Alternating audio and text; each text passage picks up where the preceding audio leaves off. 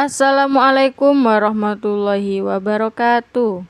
Jumpa kembali di channel pembelajaran PAI kita kali ini. Kali ini kita akan membahas berkenaan dengan bab ke-9 kelas 7, yaitu tentang memupuk rasa persatuan pada hari yang kita tunggu. Semoga di bab ini kalian bisa mempraktekkan sholat Jumat dengan baik dan sesuai dengan ketentuan ajaran Islam. Sebelum kita memulai pembelajaran, mari kita berdoa terlebih dahulu. A'udzubillahi minasyaitonirrajim. Bismillahirrahmanirrahim. Raditu billahi robba wa bil islami dina wa bi Muhammadin nabiyya wa rasula. Rabbi zidni ilma warzuqni fahma. Amin amin ya robbal alamin. Tahukah kalian, hari Jumat disebut juga dengan Sayyidul Ayyam, yang artinya tuannya hari. Hari Jumat mempunyai keistimewaan dibandingkan dengan hari yang lain. Kata Jumat diambil dari kata jamaah yang artinya berkumpul, yaitu hari berkumpulnya umat muslim untuk melaksanakan suatu amalan kebaikan seperti sholat Jumat. Salah satu bukti keistimewaan di hari Jumat yaitu disyariatkan sholat Jumat, yaitu sholat zuhur secara berjamaah yang dilaksanakan pada hari Jumat. Bahkan mandi di hari Jumat pun mengandung unsur ibadah karena hukumnya sunnah. Sholat Jumat adalah sholat 2 rakaat dengan berjamaah yang dilaksanakan sesudah khutbah Jumat pada waktu zuhur di hari Jumat. Hukumnya adalah wajib atau fardu ain bagi setiap laki-laki muslim pada setiap minggunya di hari Jumat. Sholat Jumat dilaksanakan secara berjamaah dan tidak boleh dilakukan secara sendiri-sendiri.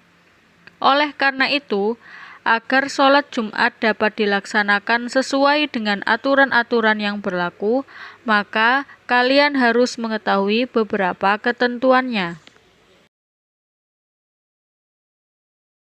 Adapun dalil tentang perintah sholat Jumat berada di dalam Quran surat Al-Jumu'ah ayat ke-9. Saya bacakan. A'udzu billahi minasyaitonirrajim. Bismillahirrahmanirrahim. Ya ayyuhalladzina amanu idza nudiya lis-sholati min yaumil jumu'ati fas'au ila dzikrillahi wa dzarul bai'. Dzalikum khairul lakum in kuntum ta'lamun. Yang artinya, hai orang-orang yang beriman, apabila diseru untuk menunaikan sholat di hari Jumat, maka bersegeralah kamu kepada mengingat Allah Subhanahu wa Ta'ala dan tinggalkanlah jual beli. Quran surat Al-Jumu'ah ayat ke-9. Agar sholat Jumat dapat dilaksanakan sesuai dengan aturan-aturan yang berlaku, maka kalian harus mengetahui beberapa ketentuannya, yaitu ketentuan yang pertama, yaitu syarat wajib sholat Jumat. Kemudian ketentuan yang kedua, yaitu syarat sah mendirikan sholat Jumat. Ketentuan yang ketiga, yaitu khutbah Jumat. Dan ketentuan yang keempat, yaitu halangan seseorang untuk melaksanakan sholat Jumat. Berikut adalah ketentuan pertama dan kedua dalam sholat Jumat, di mana ketentuan yang pertama yaitu syarat wajib sholat Jumat dan ketentuan yang kedua yaitu syarat sah. Dua ketentuan ini adalah ketentuan bagi orang yang melaksanakan sholat Jumat. Adapun ketentuan yang pertama yaitu ketentuan syarat wajib sholat Jumat, yaitu diantaranya orang yang beragama Islam, orang baligh yakni dewasa, berakal, tidak gila, sehat jasmani dan rohani, menetap, Menetap di sini yaitu bermukim, orang yang sedang dalam perjalanan atau musafir tidak diwajibkan, dan orang laki-laki. Orang perempuan juga tidak diwajibkan. Adapun syarat yang kedua adalah syarat syah. Syarat yang pertama dilaksanakan di tempat pemukiman penduduk. Ini seperti di kota, di desa yang banyak penduduknya atau padat penduduk. Oleh karena itu tidak sah mendirikan sholat Jumat di ladang-ladang yang penduduknya hanya singgah di sana hanya sementara waktu saja. Kemudian yang kedua dilaksanakan secara berjamaah. Tidak sah hukumnya apabila sholat Jumat dilaksanakan secara sendiri-sendiri atau munfarid. Para ulama di sini berbeda pendapat tentang jumlah orang yang dapat mendirikan sholat Jumat. Sebagian ulama ada yang mengatakan 40 orang minimalnya dan ada juga yang mengatakan minimal 2 orang. Kemudian yang ketiga dilaksanakan pada waktu zuhur. Dan yang keempat, sholat Jumat dilaksanakan dengan didahului 2 khutbah. Adapun ketentuan yang ketiga yaitu ketentuan khutbah Jumat. Khutbah Jumat di sini ada rukun, ada syarat, ada sunnah yang berkaitan dengan sholat Jumat, dan ada juga adab tentang sholat Jumat. Ketentuan khutbah yang pertama yaitu rukun. Yang pertama, mengucapkan pujian kepada Allah. Yang kedua, membaca sholawat atas Rasulullah. Yang ketiga, mengucapkan 2 kalimat syahadat. Yang keempat, berwasiat, yaitu memberi nasihat. Yang kelima, membaca ayat Al-Quran pada salah satu 2 khutbah. Dan yang keenam, yaitu berdoa pada khutbah kedua. Kemudian, ketentuan khutbah Jumat yang kedua yaitu syarat. Yang pertama, dilaksanakan di siang hari. Kemudian, yang kedua dilaksanakan dengan berdiri jika mampu. Yang ketiga, khotib duduk antara 2 khutbah. Yang keempat, disampaikan dengan suara yang keras dan jelas. Yang kelima, dilaksanakan secara berturut-turut jarak antara keduanya. Yang keenam, khotib suci dari hadas dan najis serta menutup aurat. Ketentuan khutbah Jumat yang ketiga yaitu sunnah khutbah. Di antaranya yang pertama, dilaksanakan di atas mimbar yang tinggi. Ini guna agar jamaah sholat Jumat semuanya kelihatan. Yang kedua, disampaikan dengan kalimat yang fasih, terang, dan mudah difahami. Yang ketiga, khotib menghadap ke jamaah sholat Jumat. Yang keempat, khotib membaca sholawat.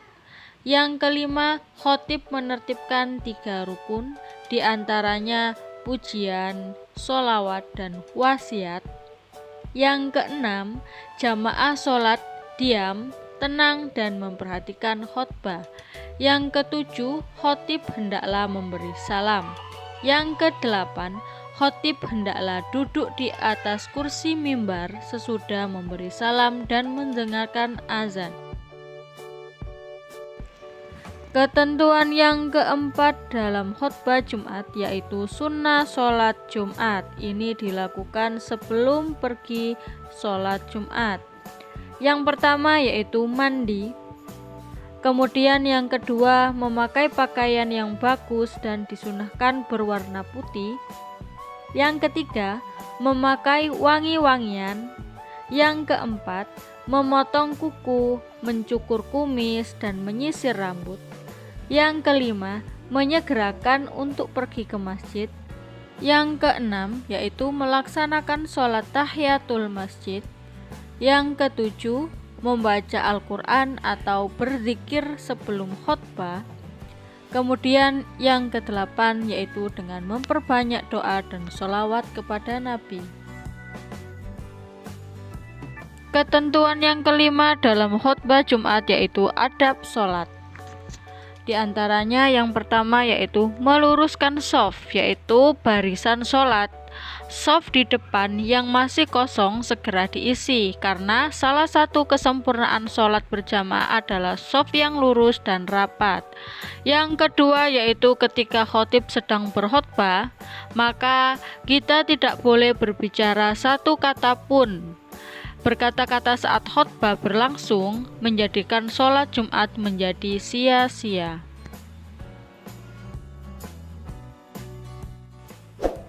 Berikut ini adalah halangan-halangan sholat Jumat. Hal-hal yang dapat dijadikan alasan untuk boleh tidak sholat Jumat adalah sebagai berikut. Yang pertama yaitu sakit.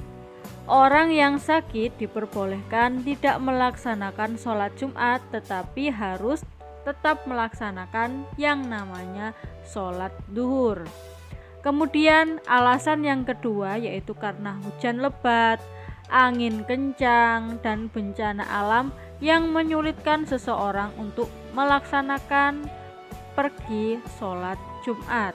Yang ketiga yaitu musafir.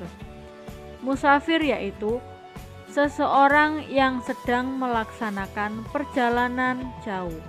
Yang keempat yaitu perjalanan menuju ke tempat melaksanakan sholat Jumat tidak aman. Adapun hikmah sholat Jumat diantaranya yang pertama yaitu memuliakan hari Jumat, yang kedua menguatkan tali silaturahmi, yang ketiga salah satu cara untuk mencari berkah Allah Subhanahu wa Ta'ala, yang keempat menambah semangat bekerja karena terbiasa melihat orang-orang yang semangat beribadah, yang kelima melipat gandakan pahala kebaikan, dan yang keenam membiasakan diri untuk disiplin terhadap waktu. Alhamdulillahirabbil alamin. Materi tentang bab 9 yaitu tentang sholat Jumat sudah kita pelajari bersama-sama. Semoga dengan materi ini menjadikan kita semakin giat dalam melaksanakan sholat Jumat, karena kita sudah tahu beberapa ketentuan dan hikmah dari sholat Jumat itu sendiri. Sebelum kita akhiri pembelajaran, mari kita baca hamdalah secara bersama-sama. Alhamdulillahirabbil alamin, dan doa kafaratul majlis. Bismillahirrahmanirrahim. Subhanakallahumma wa bihamdika asyhadu an la ilaha illa anta astaghfiruka wa atubu ilaik. Kurang lebihnya saya mohon maaf. Saya ucapkan assalamualaikum warahmatullahi wabarakatuh.